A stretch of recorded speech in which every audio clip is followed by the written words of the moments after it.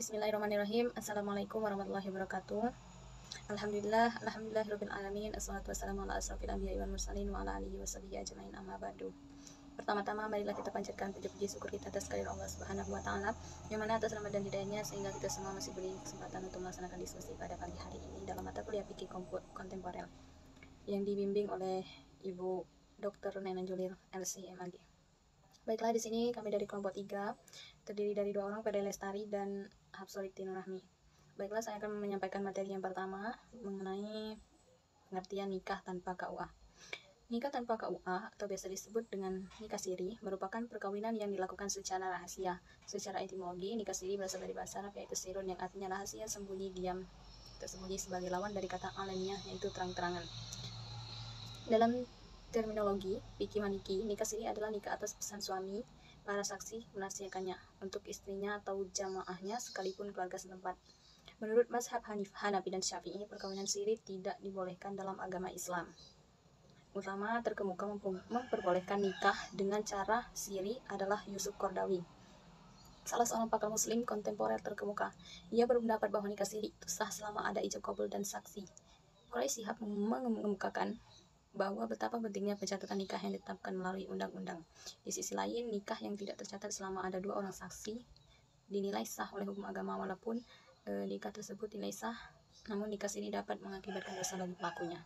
Ditinjau dari hukum positif Indonesia, perkawinan yaitu ikatan lahir batin antara pria dan seorang wanita sebagai suami istri dengan tujuan membentuk keluarga rumah tangga yang bahagia dan kekal berdasarkan ketuhanan yang Maha Esa. Undang-Undang Nomor 1 Tahun 1974. Berarti dituntut bila melaksanakan perkawinan didasari antara ikatan lahir batin, tapi bukan nafsu belaka. Mencatatkan pernikahan adalah kewajiban dan menjadi salah satu rukun dan syarat nikah sebuah pernikahan bagi muslim yang mengaku beriman. Pernikahan yang tidak dicatatkan di KUA berarti mengabaikan salah satu rukun atau syarat, dan pernikahan tanpa memenuhi rukun. Syarat sahnya pernikahan maka dianggap tidak sah. Pernikahan yang tidak sah hukumnya dilarang, haram dalam agama dan jauh dari barokah Allah. Materi yang selanjutnya yang kedua yaitu dampak dari nikah siri. Di samping melanggar hukum pernikahan di Indonesia, menikah secara siri juga memiliki banyak dampak negatif, khususnya bagi kaum perempuan. Pertama yaitu pihak perempuan tidak bisa menuntut hak-haknya sebagai istri yang telah dilanggar oleh suami, karena tidak adanya kekuatan hukum yang tetap terhadap legalitas perkawinan tersebut. Yang kedua, kepentingan terkait pembuatan KTP, KK, paspor, dan serta akta kelahiran anak tidak dapat dilayani karena tidak ada bukti pernikahan berupa akta nikah atau buku nikah. Yang ketiga itu nikah siri cenderung membuat salah satu pasangan, khususnya suami, lebih leluasa meninggalkan kewajibannya. Yang keempat yaitu banyaknya pelaku kekerasan terhadap istri, dan yang kelima dapat mempengaruhi psikologis istri dan anak. Itulah hukum nikah siri di Indonesia serta beberapa dampak negatifnya. Meski sah di mata agama, nikah siri sebaiknya dihindari, tidak adanya penyesalan di kemudian hari. Oke, materi selanjutnya akan disampaikan oleh Hapsolik Tino Rahmi. Bismillahirrahmanirrahim. Baiklah, saya akan melanjutkan materi bagian C, D, dan E. Bagian yang C, yaitu C. Akibat hukum nikah siri. Menurut Ali Uraidi mengungkapkan akibat-akibat hukum dari perkawinan siri diantaranya: 1. Tidak adanya kekuatan hukum yang tetap terhadap legalitas perkawinan tersebut, sehingga apabila adanya hak-hak istri yang dilanggar oleh suami, istri tidak dapat menuntut hak-hak tersebut secara hukum. 2. Akad nikah yang dilakukan cenderung tidak dapat dibuktikan secara hukum, dan suami istri yang melaksanakan akad nikah siri tidak dapat membuktikan bahwa keduanya merupakan pasangan yang legal di mata hukum Islam maupun negara. Ketiga, kepentingan suami istri lainnya dalam menjalani kehidupan rumah tangga tidak dapat dilindungi. 4. Karena tidak ada bukti adanya perkawinan tersebut. Kepentingan seperti terkait KTP, KK, paspor, akta kelahiran. Yang kelima, akad nikah siri cenderung membuat salah satu pasangan, khususnya suami, lebih leluasa untuk meninggalkan kewajibannya, bahkan memperlakukan istrinya dengan kekerasan. D.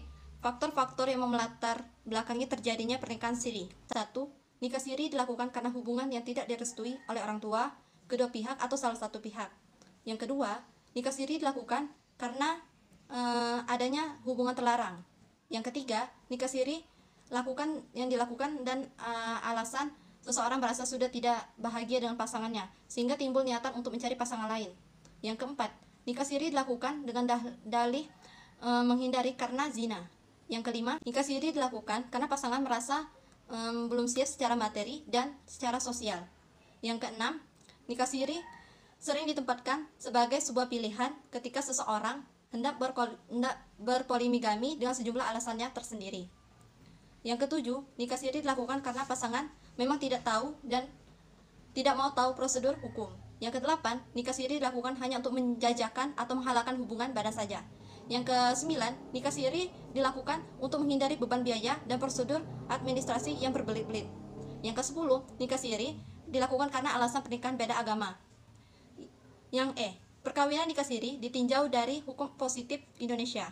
Ditinjau dari hukum positif Indonesia, perkawinan yaitu ikatan lahir batin antara pria dan seorang wanita sebagai suami istri dengan tujuan membentuk keluarga rumah tangga yang bahagia dan kekal berdasarkan ketuhanan yang Maha Esa. Undang-Undang Nomor 1 Tahun 1974 Pasal 1 Ayat 1. Di samping itu juga harus dilakukan di hadapan pecatat dari KUA atau penghulu sebagai wujud ketaatan keaturan negara pemerintah sesuai perintah Allah Subhanahu wa taala dalam Al-Qur'an surat An-Nisa ayat 59. Yang artinya, hai orang-orang yang beriman, taatilah Allah dan taatilah Rasulnya dan ulil amri di antara kamu. Mencatatkan pernikahan adalah sebuah bentuk ketaatan kepada perintah undang-undang dan ketaatan kepada pemerintah ulil amri adalah kewajiban syar'i, perintah Al-Quran. Mencatatkan pernikahan adalah kewajiban dan menjadi salah satu rukun dan syarat sahnya sebuah pernikahan bagi muslim yang mengaku beriman. Pernikahan yang tidak dicatatkan di KUA berarti mengabaikan salah satu rukun atau syarat, dan pernikahan tanpa memenuhi rukun syarat sahnya pernikahan maka anggap tidak sah. Pernikahan yang tidak sah hukumnya dilarang alias haram dalam agama dan akan jatuh dari barakah Allah. Baiklah, itulah teman-teman penyampaian materi dari Verlia dan saya. Kami akhiri. Wassalamualaikum warahmatullahi wabarakatuh.